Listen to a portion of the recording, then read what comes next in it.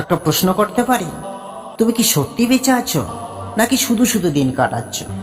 আজ তোমার স্বাস্থ্য চলছে, কিন্তু তুমি কি বেঁচে আছো তোমার স্বপ্নগুলোকে পূরণ করার জন্য, নাকি পৃথিবীর কোটি কোটি মানুষের মতো তুমিও সেই ভিড়ে হারিয়ে যাচ্ছ? মনে রেখো, তুমি জন্মেছ সাধারণ হতে নয়, নিজের ভাগ্য লিখতে। শুনো, যেদিন তুমি জন্মেছিলে সেদিন তুমি অনেক কেঁদেছিলে, আর পৃথিবী তোমাকে দেখে হাসছিল। কিন্তু যেদিন তুমি তোমার স্বপ্নগুলো পূরণ করবে, সেদিন তুমি হাসবে, আর পৃথিবী তোমার জন্য হাততালি দেবে। কিন্তু সেদিন শুধু কল্পনা করে না, বাস্তব করে তুলতে হবে।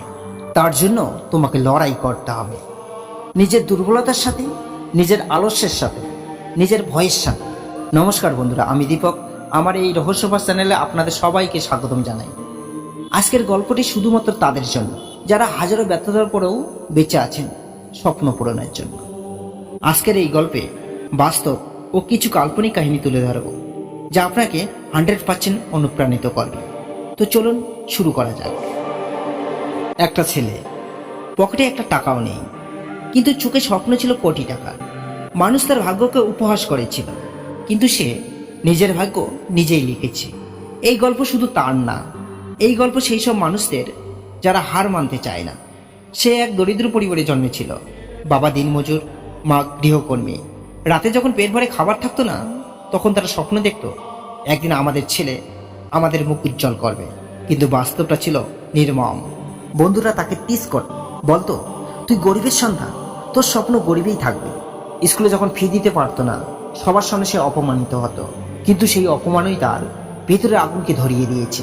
সে মনে মনে ভাবতে লাগলো, আমি গরিব বলে স্বপ্ন ছোট হবে? আমার স্বপ্ন বড় বলেই একদিন গরিবই শেষ হবে। সে দিনে 18 ঘন্টা কাজ করত, আর বাকি সময় স্বপ্ন করত। কেউ তাকে বলেছিল, তুই পারবি না। সে হেসে বলেছিল, পারবো কিনা দেখিস। সে পড়াশোনা চালিয়ে গেল, বিনা টাকায় ব্যবসা শুরু করার পথ খুঁজতে লাগলো। একদিন সে সিদ্ধান্ত নিল, আজ থেকে আর কারো নিচে কাজ নয়, আজ থেকে আমি নিজেই আমার পথ তৈরি করব। সে হাতের সামান্য টাকা নিয়ে সে শুরু করলো একটা ছোট্ট ব্যবসা। লোকেরা হাসলো, বলল ফ্লপ হবে, কিন্তু সে বলল, হাসতে থাকো, কারণ একদিন তোমরাই হাততালি দেবে। দিনের পর দিন, রাতের পর রাত সে কাজ করেছে নিরবিচ্ছিন্নভাবে। সে শিখেছে, হেরেছে, আবার উঠেছে। সে দেখল সাফল্য কিন্তু হঠাৎ করে আসে না, সাফল্য আসে প্রতিদিন একটু একটু করে, জমতে জমতে পাহাড় হয়ে ওঠে। যেদিন তুমি নিজের উপর বিশ্বাস করবে, সেদিন পৃথিবী বাধ্য হবে তোমার উপর বিশ্বাস করতে। আজ বলবো সেই সব মানুষদের কথা, যাদের জন্ম হয়েছিল দারিদ্র্যের অন্ধকারে, কিন্তু মৃত্যু হয়েছিল ইতিহাসের আলোয়। এমনই একজন ব্যক্তিত্ব, যিনি জন্মেছিলেন ভারতের এক ছোট্ট গ্রামে।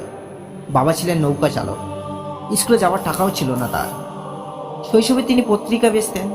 লোকেরা বলতো, তুই রকেট বিজ্ঞানী হবি? এটা স্বপ্ন নাকি পাগলামি? কিন্তু কালাম বলেছিলেন, স্বপ্ন সেটা নয় যা তুমি ঘুমিয়ে দেখো, স্বপ্ন সেটা যা তোমাকে ঘুমাতে দেয় না।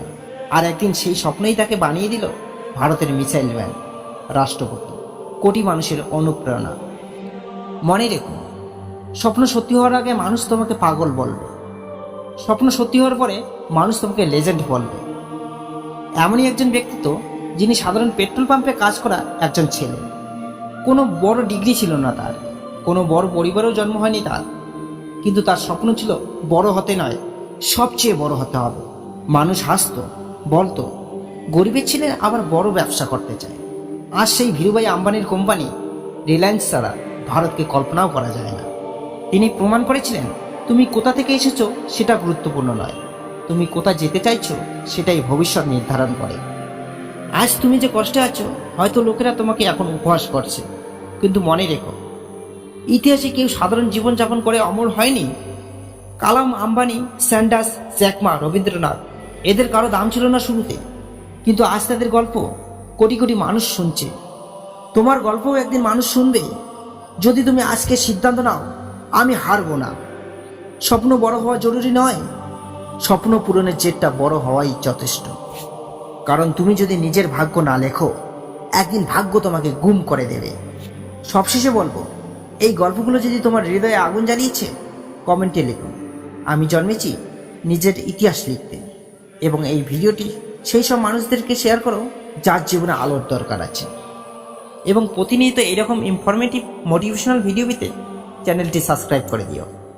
দেখা হচ্ছে পরবর্তী ভিডিওতে।